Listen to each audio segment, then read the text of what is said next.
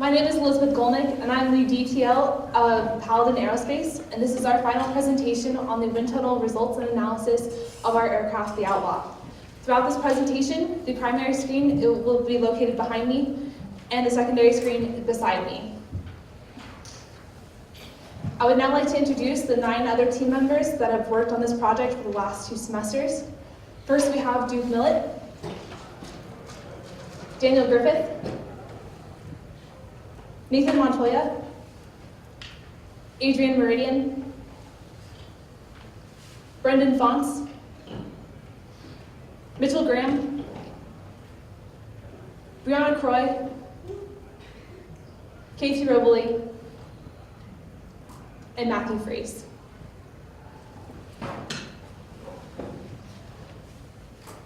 This is the Outlaw. It was designed for both the Air Force and Navy. It has conventional swept-back wings, twin vertical tails, and all moving horizontal tails for stability. This semester, we are tasked with verifying the predicted performance found in our preliminary design. We conducted 2 wind tunnel tests, the first with the initial model, and the second test with model modifications. Throughout this presentation, we will first go over the background and motivation as to why this aircraft is needed for both the Air Force and Navy, and as well as the configuration layout and why it was designed this way. Next, we will cover the wind tunnel procedures, testing equipment, along with the model design and initial test data after our first wind tunnel test. Next, we will cover the model modifications and updated test data and performance after our second wind tunnel test. Then we will go over the structural analysis, and lastly, I'll conclude with the cost and labor hours and conclusions and recommendations. I would now like to introduce Duke Millett.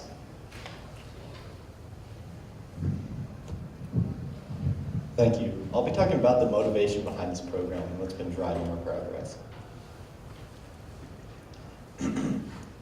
So one of the many primary motivators behind this program is the U.S. Navy's current limited air dominance capability. The primary slide shows the FA-18E Super Hornet, which is the Navy's current air dominance fighter, put up against a common near-peer ally in the Sukhoi Su-35. As you can see, the older FA-18 is outmatched by the Sukhoi in all of the categories shown. One of the primary threats of this lack of air dominance is the risk that area denial and anti-access weapons would be able to penetrate the airspace around a carrier strike group. The secondary slide shows an example of one of these weapons, a YJ-12 cruise missile carried by a Chinese heavy fighter. These ASCM-armed aircraft pose an extreme threat to the carrier strike group because their weapons that they carry are very difficult to defeat once they've been launched, due to the fact that they can cruise at velocities up to Mach 4, just meters above the ocean's surface. One of the primary methods that can be used for defeating these threats is employing the outer air battle. This Soviet-era tactic employs a high-performance interceptor that's capable of quickly reaching its ceiling and reaching the edge of the combat radius. These interceptors can then engage and destroy the aircraft before they're able to launch their high-performance anti-ship cruise missiles. This tactic was previously employed by the F-14, but was retired along with that aircraft in 2006. As you can see on the secondary screen, the Outlaw's mission profile has been specifically tailored to be able to employ the outer air battle.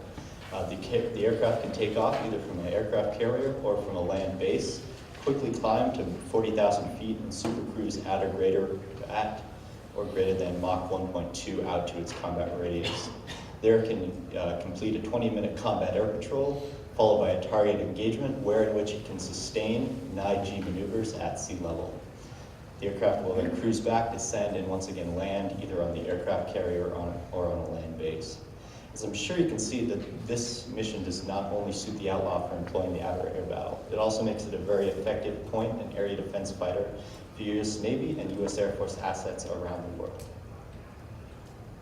Shown now on both the primary and secondary screens is the configuration of the Outlaw. As mentioned previously, it employs a conventional swept-back wing design with twin vertical tails and all flying horizontal tails in order to provide the pitch authority required to sustain 9 G maneuvers. The Outlaw also employs 2 engines in order to provide the thrust required to quickly climb to altitude as well as to supercruise. Other considerations that have been included is the ability for aerial refueling as well as considerations for carrier operations. Slide. The primary slide now shows the Outlaw's armament. The Outlaw carries 260 rounds of 20mm cannon ammunition, as well as 2 heat-seeking and 2 radar-guided missiles. As you can see on the slide above, all of these munitions are carried internally in order to reduce drag. It should be noted that the radar-guided missiles are ejected on pneumatic racks from the missile bay, as is common among 5th-generation fighters. The secondary slide shows one of the 2 MP-35 engines that are fitted on each Outlaw. The MP-35, which was designed by Mjolnir Propulsion, which is Paladin Aerospace's sister team, produces approximately 35,000 pounds of static sea level thrust at max power. These engines were designed specifically for this aircraft and for this mission profile. Now I'd like to hand it over to Daniel Griffith. Thank you, Duke. I'll be going over the initial wind tunnel model used in our first round of wind tunnel testing. On the primary screen, you can see 5 criteria that were used to size our wind tunnel model. The first and most restricting was maintaining a wind tunnel blockage of less than 5%. Second, minimizing wall effects by having a wingspan less than 80% of the span of the tunnel. Third, having a maximum lift of less than 40 pounds produced by the model. Fourth, having a cost for the 3D printed model of less than $500. And fifth, having a model size adequate to contain the necessary support structures. On the secondary screen, you can see the results of our scaling criteria. For the wind tunnel blockage analysis, it was determined that 1/29th scale or smaller was necessary. To minimize wall effects, we were required to have a 1/16th scale or smaller. The maximum lift was evaluated at a 1/32nd scale and was determined to be less than 40 pounds at the maximum wind tunnel operating velocity. The cost at a 1/32nd scale was below the $500, and at this scale of 1/32nd, we were able to contain the necessary support structures. For this reason, we chose to use a wind tunnel model at a 1/32nd scale. On the primary screen, you can now see the structural layout used in our wind tunnel model. You'll note that it's a very simple design. We went with a very simple design to reduce the time required to manufacture and the assembly and disassembly time required during wind tunnel testing. The main beam and the balance mount plate are made from an 1/8" steel, and all of the rods are made of 1/8" steel rod.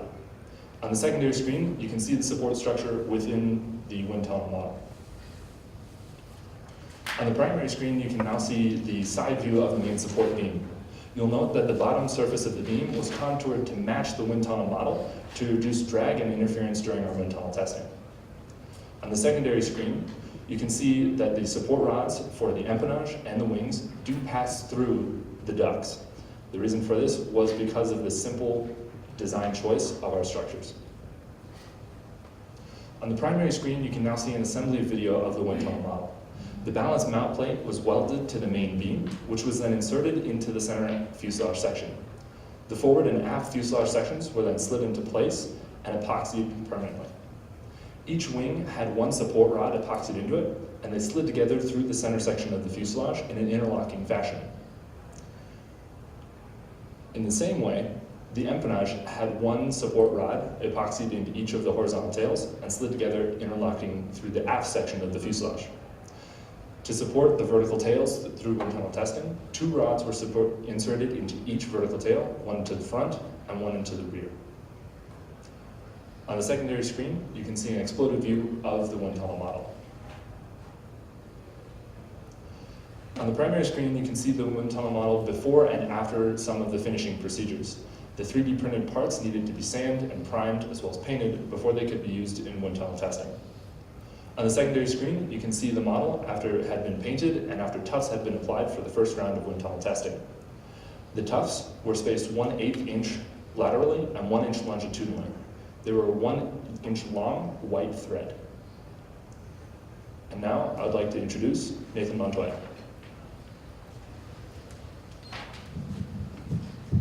Thanks, Dan.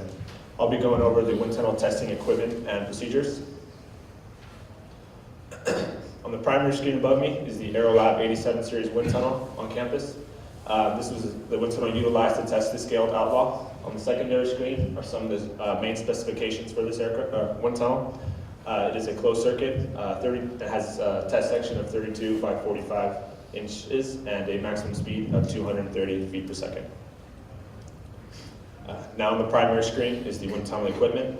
It's been broken down into the two main tests that were completed, the alpha and beta test. The main difference here was that in the beta test, we had to manually adjust for the angles, while the alpha test was adjusted using the Belmex motor. On the secondary screen are the three model configurations for the initial wind tunnel testing. We started with the full assembly and then did the empennage off and finished with the fuselage only. This was done to determine the contributions of each component. Before we did the testing, there were two additional procedures that were completed. The first, as seen on the primary screen, was to test for aeroelastic effects. This was done in order to determine a velocity that we could run the wind tunnel at safely without damaging the model. To do this, we positioned the model in the wind tunnel at a high angle of attack of 24 degrees and ran the wind tunnel speed slowly until we noticed flutter. Our operating velocity was determined once flutter occurred, which resulted in a 92 foot per second. On the second test was to determine tear data. This was done so that we could determine the effects of the mount during wind tunnel testing. To do this, we ran the wind tunnel at the operating velocity without the model and gathered a data point and used it for future use. Once testing began, there were 5 coefficients that we needed in order to verify the performance of the Outlaw. The lift, drag, and pitching moment were determined during the alpha test, while the yaw and rolling moments were found during the beta test. On the secondary screen are the range of sweeps that we used during the testing. For the alpha test, we started with 2-degree increments, but transitioned to 1-degree increments at higher angles of attack in order to actually capture the predicted stall characteristics, while the beta tests remain at 2-degree increments.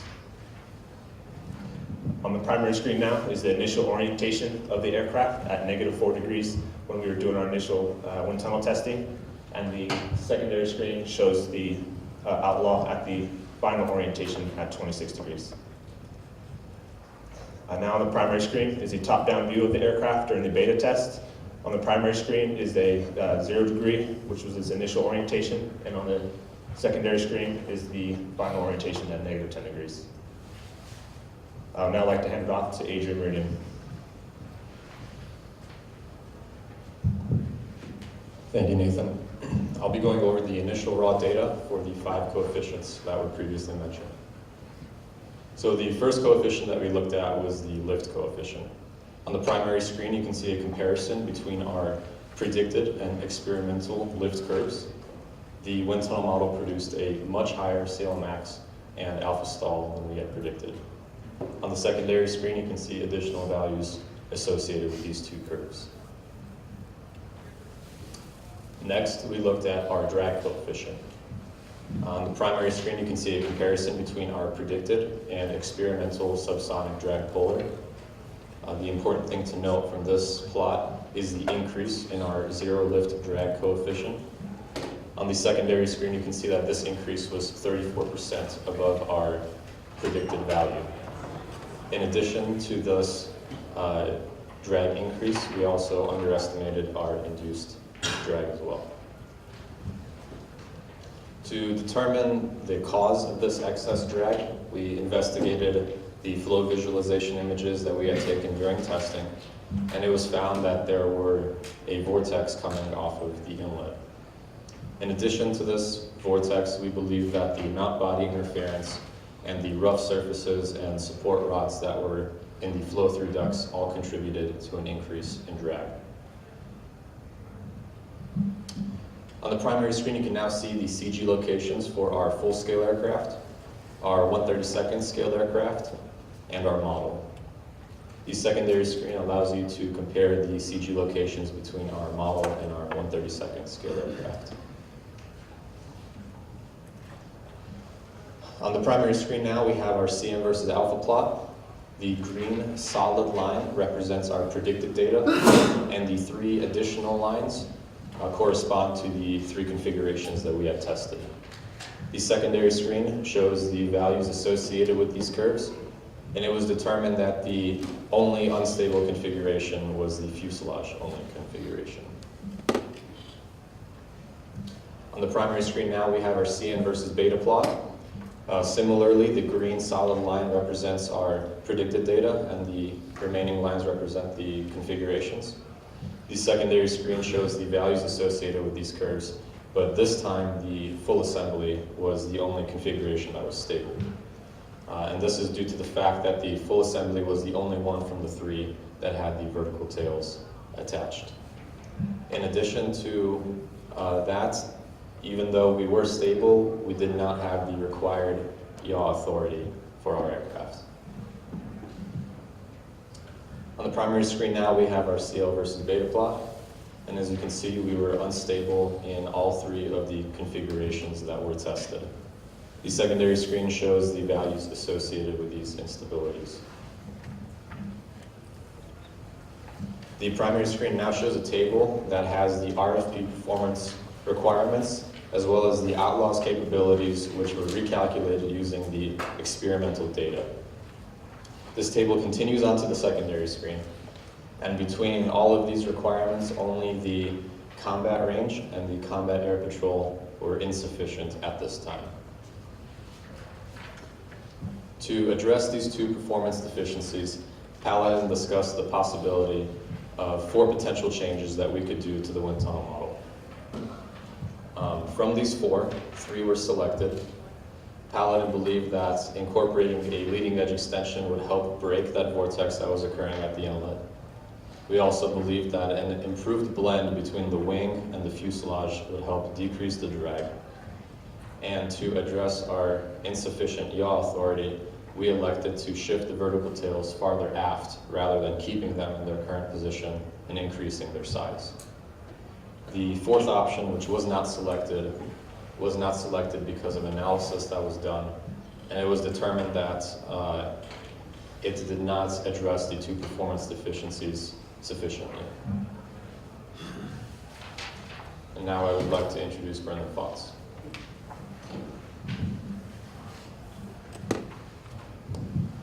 Thank you, Adrian. I will be going over the modifications made to the model for the second wind tunnel test. The strake was added as a leading edge extension. Each strake had a total area of 13 square feet for the full-size Outlaw and a area of 1.8 square inches for the scale model. Together, these add 3.6% of the total wing area. They were added in order to minimize the vortex coming from the intake, as well as to increase CL max. Secondary screen shows the change to the empennage. The vertical tail remained the same size, but was shifted aft. On the full scale model of the Outlaw, it was shifted aft 5 feet 4 inches, which was 2 inches for the model. This was done in order to increase yaw authority. The wind tunnel model seen behind me for the second set. The tufts were decreased in number and in length. This was done in order to minimize the tufts tangling with each other. Due to our inability to reprint the fuselage, the leading edge extension addition had to be printed with the main wing. This addition was slid over the existing intakes, and where it met with the fuselage was molded over with modeling clay. On the primary screen behind me is another image showing how this was done.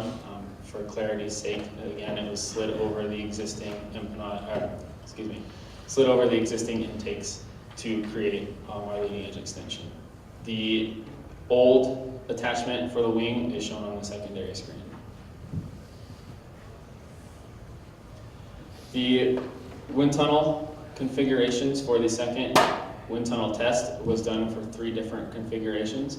The first was the old wing and new empennage. The second was the new wing and old empennage. And the third being the new wing and new empennage. It was done in this manner in order to investigate how one single change affected the performance when compared to the old model. I would now like to introduce Mitchell.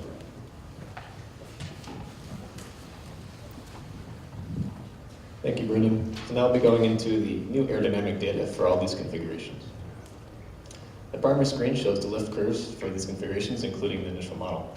What is immediately evident is that the configuration with the new wing with the strakes produces slightly higher lift curve slope and maximum lift coefficient than the old wing configuration. This is due to the added strake. Now, the strong controlled vortices coming off these strakes, highly swept leading edge, locally reduces the pressure over the top surface of the wing, creating vortex lift. Now, this vortex lift is most effective at high angles of attack because it continues to generate lift even after the wing normally stalls. This can be seen on the primary screen where the new wing lines diverge from the old wing lines at higher angles of attack. The secondary screen shows the subsonic lift curve comparison, or the numerical values for these curves. The final configuration of new wing and new empennage has a CLmax of greater than 1.41 and a CL alpha of 0.0612. Finally, it stalls at an angle of attack greater than 26 degrees. The primary screen now shows the drag pillars for all these configurations, including the initial model. The zero lift drag coefficient, as well as the profile drag, is decreased when compared to the old wing configurations. This also has to do with the addition of the strake. The secondary screen shows the numerical data for this comparison. Now, what is immediately evident is that all the new configurations have a lower CD0 than the initial configuration. Now, normally, strakes increase the CD0, and they do here as well. However, the cancellation of the inlet vortex by the strakes far outweighs the drag penalty from them.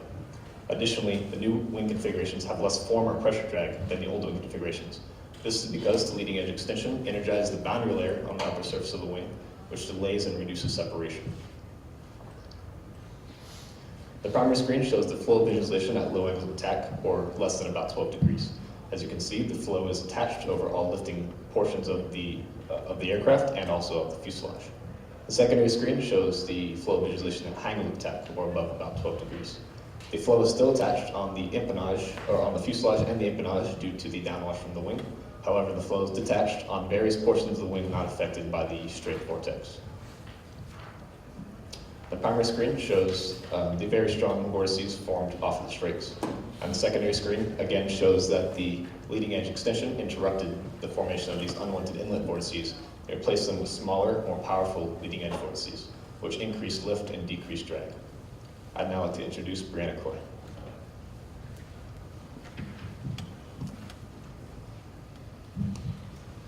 Thank you, Mitchell. I will now be going over the new stability and controls data for each configuration.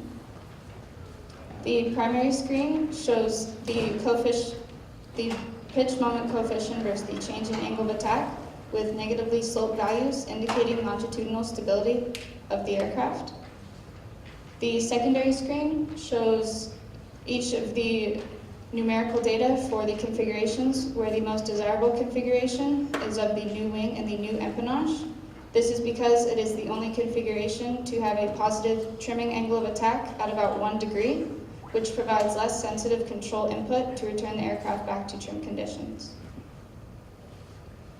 The primary screen now shows the yaw moment versus the change in beta angle with positively sloped values, indicating that the model is longitudinally stable. Directionally stable. The secondary screen shows the numerical data for each configuration, where in this case the most desirable configuration is of the old wing and the new empennage.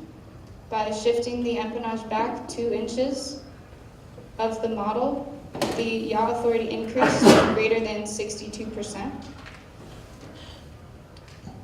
The primary screen now shows the roll moment versus the change in beta angle for each configuration with positively sloped values, indicating the model is unstable during roll maneuvers. The secondary screen shows each of the model configurations where none of the values are desirable to satisfy lateral stability. However, being a fighter aircraft, roll maneuvers can be corrected by the input of a control system.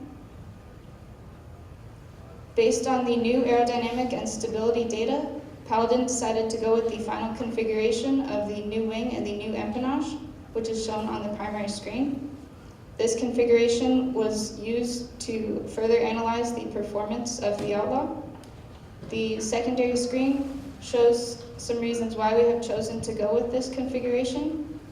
When compared to the initial model, the coefficient of lift increased by greater than 9%. The zero lift drag decreased by 2%. The yaw authority improved to greater than 60%.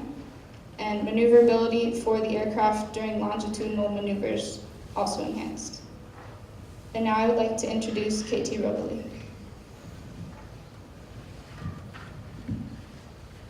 Thank you, Brianna.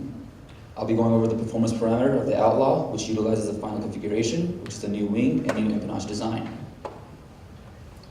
Seen on your primary screen is a new flight envelope of the Outlaw, which shows all the corner velocities as well as the Q limits for all altitudes. Some things to point out is that the corner velocity for sea level is currently at 375 knots true airspeed, while the Q limit, which is found at 40,000 feet, is at 1,140 knots true airspeed. Seen on your secondary screen was the original flight envelope from preliminary design, which showed higher Q limits as well as higher corner velocities. The corner velocity at sea level was originally at 475 knots true airspeed, while the Q limit was originally at 1,300 knots true airspeed. Now I'll be going over the thrust available, thrust required plot of the Outlaw. Seen on your primary screen is the thrust available, thrust required plot at sea level, where it shows that the thrust available line has not changed from preliminary design because the design of the two MP35 engines have not changed. Also shown is the thrust required plots for predicted as well as the test. Here it is shown that the thrust required predicted was underestimated from what was actually achieved from wind tunnel testing. Shown on your secondary screen is the thrust available, thrust required plot for 10,000 feet, where it shows the same trend where the thrust required predicted was underestimated from what was actually achieved from wind tunnel testing. Also shown on both plots is a Mach 1 line, indicating that the velocity to reach Mach 1 decreases as we increase in altitude. Now showing on your primary screen is the thrust available, thrust required plot for 20,000 feet, where it shows the trend of the thrust available decreasing as we increase in altitude, while the thrust required shifts to the right. This shift is apparent by examining the minimum drag velocity point and see how that increases as we increase in altitude. So on your secondary screen is the thrust available, thrust required plot for 30,000 feet, where it shows the same trend as thrust available continues to decrease as we increase in altitude, and thrust required shifts to the right. So on your primary screen is the thrust available, thrust required plot for 40,000 feet. Now it is at this altitude that the Outlaw is required to supercruise at or above Mach 1.2 to its 200 nautical mile combat range. As shown, the Outlaw has the capability of supercruising up to Mach 1.45, but for fuel efficiency sakes, the Outlaw will be supercruising at Mach 1.2 in the mission profile. Also shown in this plot is the Outlaw's top speed utilizing afterburner at 40,000 feet, which is at 1,140 knots true airspeed, again the Q limit, which is approximately Mach 2.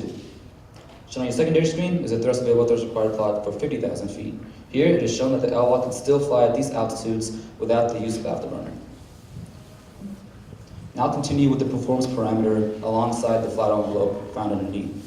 So, starting off with takeoff weight, or takeoff distance. So the Outlaw is required to take off utilizing an 8,000 feet runway, as well as being able to take off from an aircraft carrier utilizing a catapult launch system. Shown on your primary screen, the Outlaw was originally predicted to utilize 1,420 feet of runway distance in order to take off. And after conducting wind tunnel testing, the final configuration now has a takeoff distance of 1,456 feet. After takeoff, the Outlaw was also required to have a maximum performance climb up to 40,000 feet, which was predicted as a service ceiling. As shown on your secondary screen, this was done by finding the best PSS value for all altitudes and connecting them to get the minimum time to climb. The Outlaw now has an updated time to climb of 1 minute and 31 seconds. After performing a maximum performance climb, the Outlaw was required to fly to its 200 nautical mile combat range, supercruise range. Originally seen on your primary screen, the Outlaw originally had a supercruise range of 210 nautical miles, and after conducting wind tunnel testing and using proper coefficients, the Outlaw has an updated supercruise range of 206 nautical miles. After supercruising to its 200 nautical mile range, the Outlaw was required to go into at least 20 minutes of combat air patrol, also known as cap time. Shown on your secondary screen, the Outlaw was originally predicted to have a cap time of 22.1 minutes, and after conducting wind tunnel testing and using proper coefficients, it has an updated cap time of 23 minutes. So after target engagement, the Outlaw is required to subcruise back to its base or aircraft carrier with the same 200 nautical mile range requirement. As shown in your primary screen, the Outlaw was originally predicted to have a subsonic cruise range of 210 nautical miles, and after using proper coefficients and conducting wind tunnel testing, the Outlaw has an updated 206 nautical miles. After reaching back to base, the Outlaw was also required to land utilizing the same 8,000 feet runway distance requirement. As shown on your secondary screen, the Outlaw originally was predicted to utilize 5,584 feet of runway distance to stop, and after conducting wind tunnel testing using proper coefficients, the final configuration now has an improved landing distance of 4,313 feet. Now shown on your primary screen is Outlaw's reserve fuel capability. Now this was not found in the mission profile, but it was a requirement from the military specifications. So using equations from the military specifications, the Outlaw was calculated to have a required loiter time of at least 28 minutes. As shown on your primary screen, the Outlaw was originally predicted to have an overestimated loiter time of 47.5 minutes, but after conducting wind tunnel testing, the final configuration of the Outlaw now has an updated loiter time of 30 minutes, which still meets the 28-minute requirement.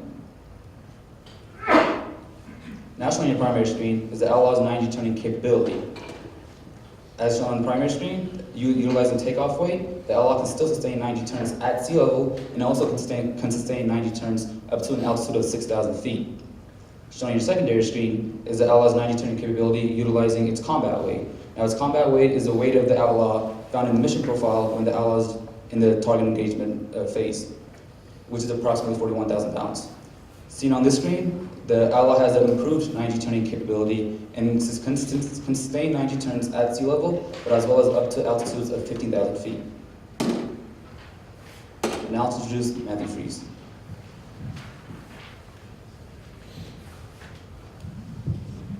Thank you, KT. I will be going over the structural analysis of the Outlaw.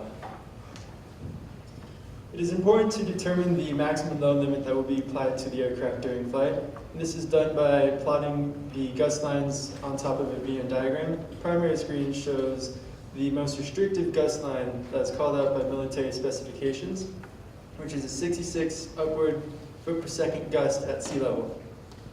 The secondary screen shows two maximum values that can be found on the gust line plot. The Outlaw will be designed to sustain a 9G maneuver and has thus a load limit max at 9 Gs. The maximum gust can produce a maximum load limit up to 7.6 Gs. The most critical case for the Outlaw will be its sustained 9G maneuver. In order to determine the span-wise lift distribution across the wing, a strengths approximation was performed. This approximation can be then input into ANSYS in order to analyze the wing structure. The secondary screen shows an assumption and an output from this approximation calculation. This approximation was done at 13.5 Gs, which is an additional factor of safety of 1.5 on top of the Outlaw's sustained 9G capability. This produces about 230,000 pounds of lift per wing on the Outlaw. Now shown on the primary screen are ANSYS results of the wing structure. The wing structure is made up of 10 spars, 3 of which will be made of titanium, and the other 7 will be made of a 7075 T6 aluminum. Spars 2, 3, and 4 will be made of titanium, as they are the most highly stressed members of the wing. Using the strengths approximation, the wing experiences a maximum stress in spar 2 of 99,000 psi. Secondary screen shows that in spar 2, that 99,000 is 78% of the yield stress of titanium. In spar 5, there is a second maximum at 98% of the maximum yield stress of the aluminum spar. Moving into the horizontal tail. The horizontal tail is made up of 4 members, 4 spars, all of which will be 7075 T6 aluminum, as well as full depth honeycomb core in the leading and trailing edge of the skin. As the horizontal tail is an all-flying tail, there will be a pivot shaft built integrally into the second spar. Using a similar strengths approximation for the horizontal tail, there is a maximum stress occurring in the second spar at the base of the pivot shaft of 70,000 psi. The secondary The secondary screen shows that this stress is about 90% of the maximum yield stress of aluminum. Because the Outlaw is a carrier-capable aircraft, an analysis was done on an arresting hook. The arresting hook will be made of titanium, and it experiences its max stress of 124,000 psi at the attachment points. The secondary screen shows the assumptions that went into this analysis. This analysis was expected to have a negative 3.5 G acceleration upon landing on the carrier deck, which places about 170,000 pounds of force on the arresting hook. This maximum stress is about 98% of the yield stress of titanium. Moving into fuselage structure, the primary screen shows the center and aft fuselage frames, which consists of the wing attachment, the main landing gear attachment, as well as the engine hangars. The secondary screen shows the forward fuselage bulkheads, which house the pressure bulkheads as well as the nose landing gear bulkheads. Now I'd like to reintroduce Elizabeth Goldman. Thank you, Matthew. In this section, I will be covering the cost of the Outlaw, the cost of our model this semester, and the total number of hours we've accumulated as a team. To do a life cost analysis, we calculated 3 major terms using Rossum's method. This included the total cost, the unit cost per aircraft, and the cost per flying hour. On the secondary screen is the total life cost, assuming that 500 aircraft are created with 6 flight test articles. This cost came out to approximately $67 billion. Assuming the same number of aircraft are created, the unit cost per aircraft was found to be approximately $134 million. And on the secondary screen, assuming that there are 60,000 flight hours per aircraft, the cost per flight hour is approximately $24,000. This semester, we had 2 printing sessions. This included the initial model and the model modifications. The initial model included all 9 pieces, and the total cost came out to $358. The second model print included the print of the new wings and the new empennage. This totaled to approximately $118. Of our $1,000 budget, we spent $477.22 this semester. To simulate a work environment, Paladin has logged all of their hours we have worked this semester. The predicted line shown in black on the primary screen was found by assuming that 2 hours outside of class would be worked for every 1 hour inside of class, assuming nobody would work any hours over spring break. This totaled to approximately 2,080 hours to be accomplished by the end of the semester. So far, Paladin has worked 1,934 hours. This is 7% below the predicted, and this is due to the fact that our model was extremely simple. We did not have to spend much time in AXFAB building or fabricating this model. We also were able to spend our time in class more efficiently, needing less time outside of class to perform the needed tasks. On the secondary screen are the several types of hours that each team member could work. This includes engineering management, engineering, technical, administrative, and professional development. Professional development took the most of our time because 1/3 of all of our hours were spent in class, and this also accounted for all of the research we did throughout this semester. On the primary screen are now the rates for each type of hour that could be worked. This shows that our total cost this semester was approximately $85,000. On the secondary screen, you can be seen that professional development still took up most of our costs with 40%. However, engineering did increase to 31% because of the higher rate. I will now conclude this presentation with conclusions and recommendations. After our first wind tunnel test, we decided to create strakes to modify our wind tunnel model. The strakes increased the area of the wing and broke up the vortex that was shut off of the inlet. The new empennage increased the authority of the vertical tail, which was shown needed from our first wind tunnel test. And lastly, we'd like to conclude that our aircraft now meets all of our RFP and military requirements that were considered during preliminary and detailed design. We would now like to recommend for better lifting performance that we use the new wing configuration. For improved directional stability, we'd like to recommend the new vertical tail placement. And lastly, Paladin would like to recommend that the configuration for the first flight test article would be as shown on the secondary screen. This is the conclusion of our presentation. I would now like to open the floor for questions.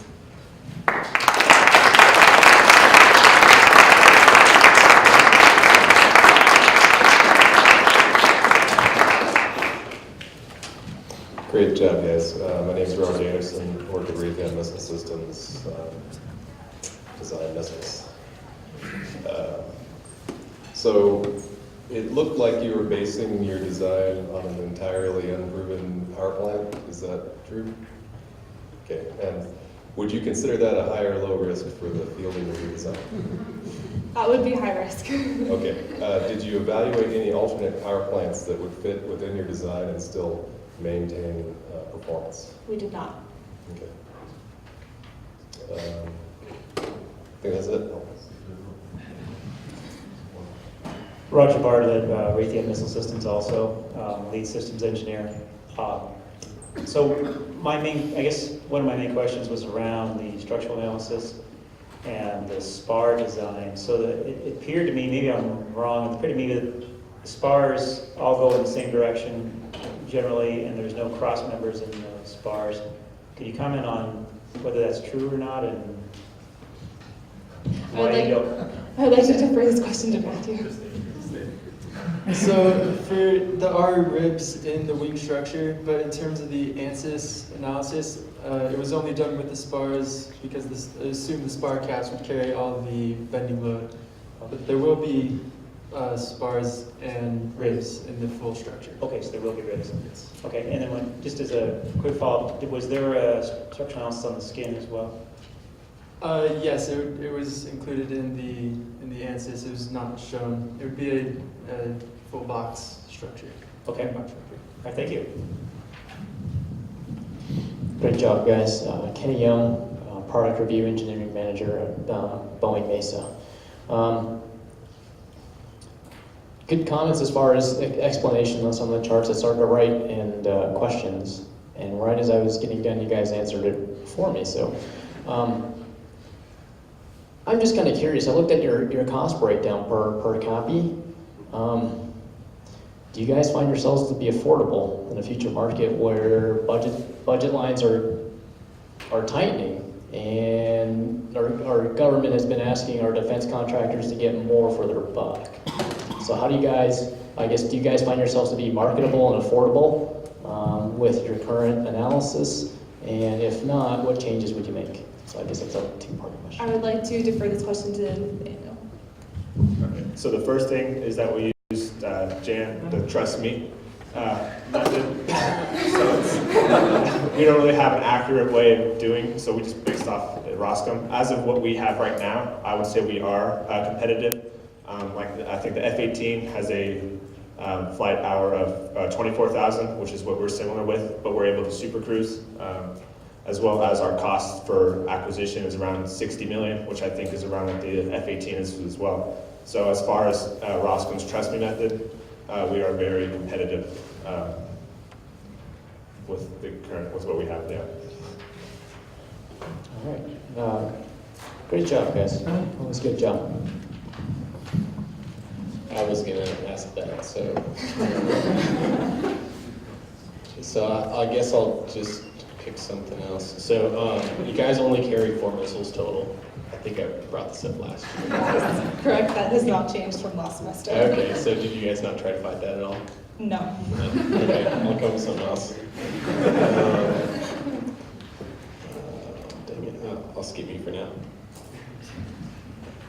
Okay, I'm Jeff Jansen from Honeywell Aerospace. I work with turbofan propulsion and auxiliary power unit engines down in Phoenix. Great job with the presentation. Just a couple comments on the presentation. I would like to really compliment you on thinking about teaming with another design team as far as the propulsion is concerned, and reiterate the point that the integration of the engines with the airframe is important. Also, it sounds like you learned a little bit in terms of how critical the design on the inlets are, so good job there. One thing I would have liked to seen is at the end of the presentation when you were summing up your conclusions and recommendations, how your final design compared and contrasts with, I think you said F-18 and the Russians, right?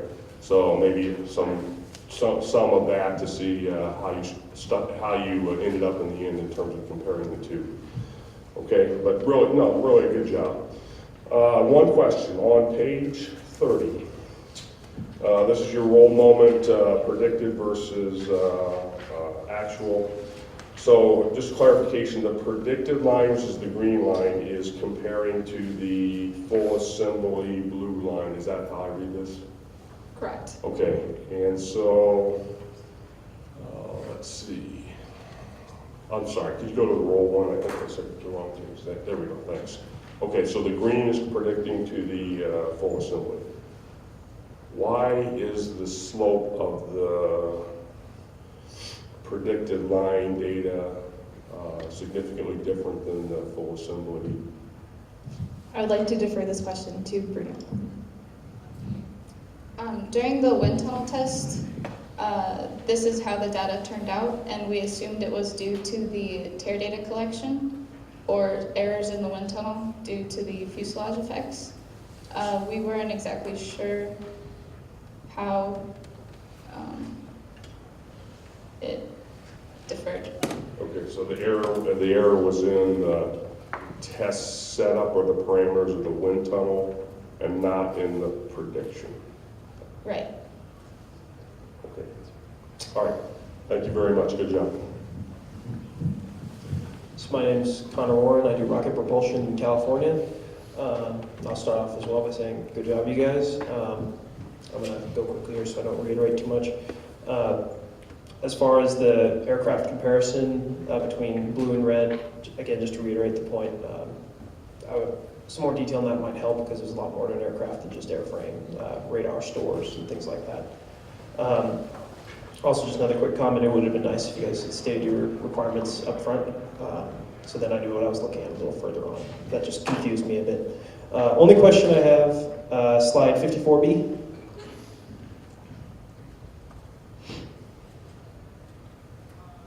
Maybe it's 53 or 55? So it's the cap endurance slide that I'm looking at. I'm not sure which one that is. Okay, there we go. So on 55B, excuse me, your fuel consumption rate goes way up. Could you guys elaborate on that just a bit? I'm still a little confused as to why. I'd like to defer this question to KT. So when we originally presented our first initial model, our first wind tunnel testing showed that cap was one of the ones that we were meeting due to the increase in drag as well. So what we did was took some of the weight from the overestimated loiter time that we met over by 17 minutes and took some of that weight and gave it to the cap time, which then met the requirement. Okay. All right, good job, you guys. So,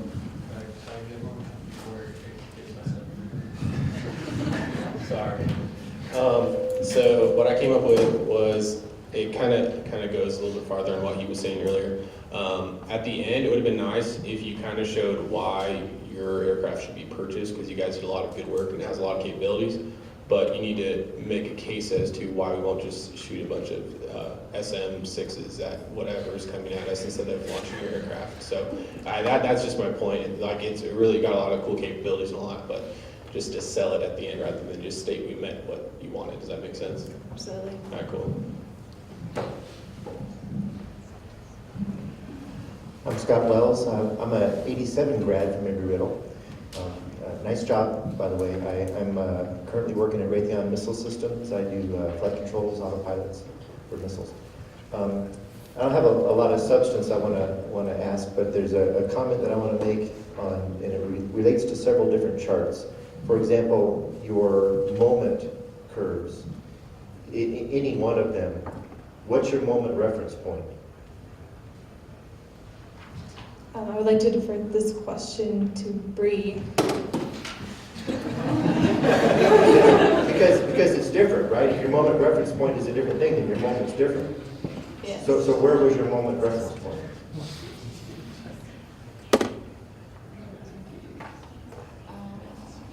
So I don't want to put you on the spot, because I believe that you know what it is. You may not top of your head. Yeah.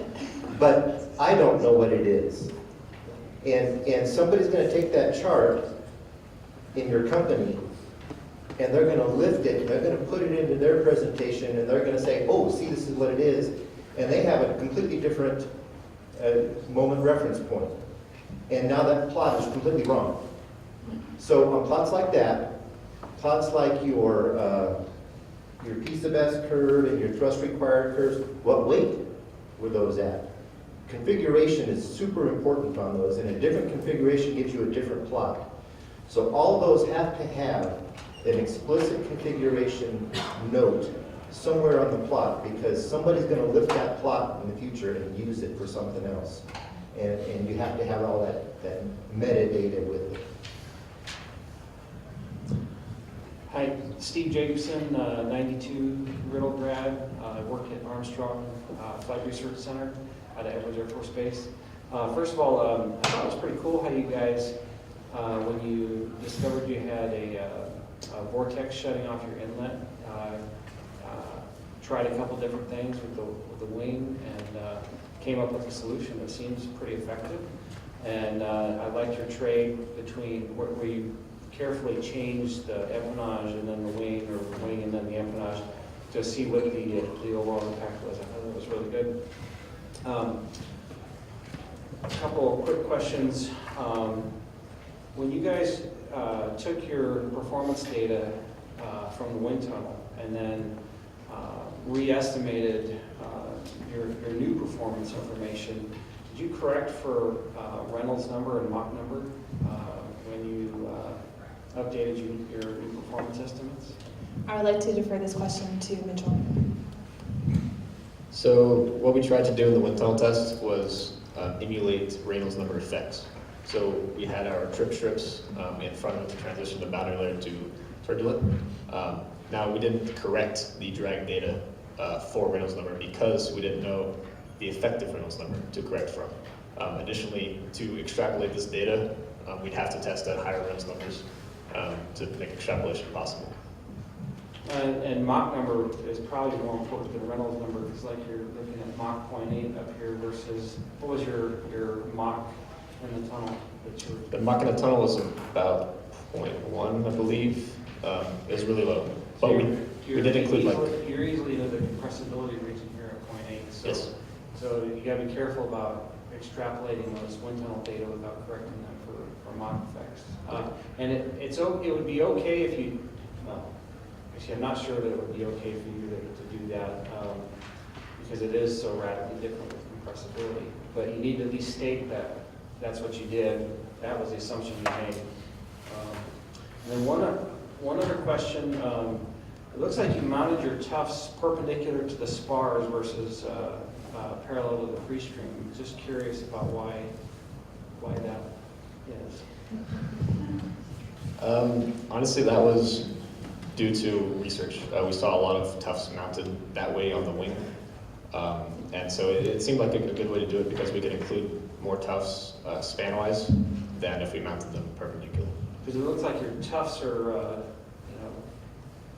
bending with the free stream in some cases. In some cases, it's not. It almost looks like the flow is going. So I'm just curious if that's an artificial artifact of the way you've mounted that, or if that's real. Yeah, we probably would have wanted to check it with the other configuration or the other orientation of the tufts. But yeah. Well done. Thank you very much.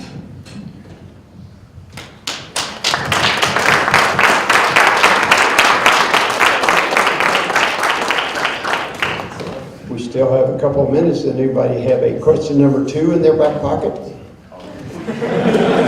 Somehow I knew Kenny would. I bet it's a structure. you still teach, is it UNIV 101? I do. And what's the first thing we always talk about in an engineering course in terms of decimal points and figures? Let's go to slide 27, please.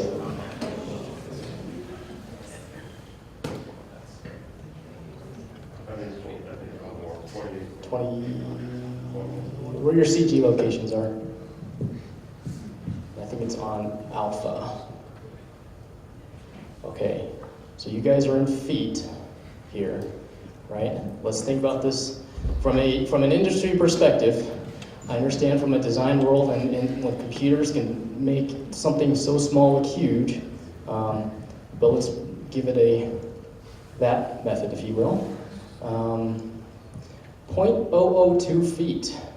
That's your scaled aircraft, and then to your full aircraft, you're at 0.061. So something just to be cognizant of is how finite do you guys really need to be? So it just kind of stuck out to me. We just wanted all of it on the same scale because usually the full craft would be in feet and having the full craft in inches would be awkward.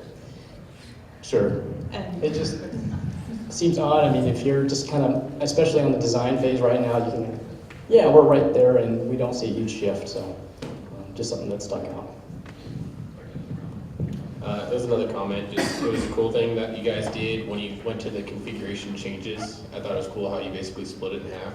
And that was nice to see. I saw a presentation earlier that didn't really do that, so it was kind of tough to really see what was happening. It was cool because you could literally see it on the same screen. So yeah, I just thought that was really neat to actually see what you guys did that way. Thank you. So, just a fun one for you guys. What went wrong with this project, and what did you guys do to fix it? Because I remember a lot of things went wrong in my project. We had a comment from Dan. In working with the ME team that designed our engines, one of the first things that happened was I personally designed the inlets for the aircraft rather than the ME team designing the inlets. As a result, we have a pitot inlet rather than a ramped inlet. Having a 1 or 2 ramped inlet would significantly increase the performance of the engines. So that was probably our first misstep in this design.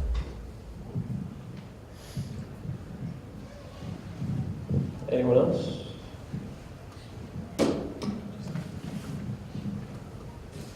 Do I get one? Depends. Of course. I don't think so. Very good job, guys. Thank you. Thank you.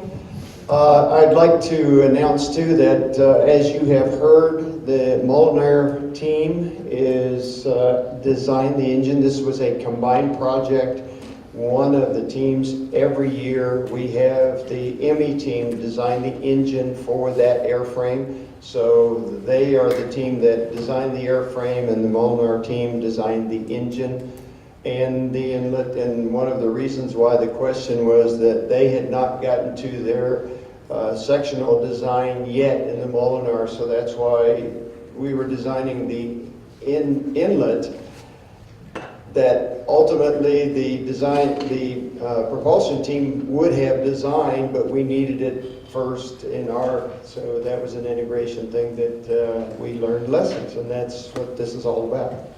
So anyway, the propulsion team is going to brief next. So at 11:45, the propulsion team will be coming in here to brief there, and we'll take a break until then, until they get set up. Thank you.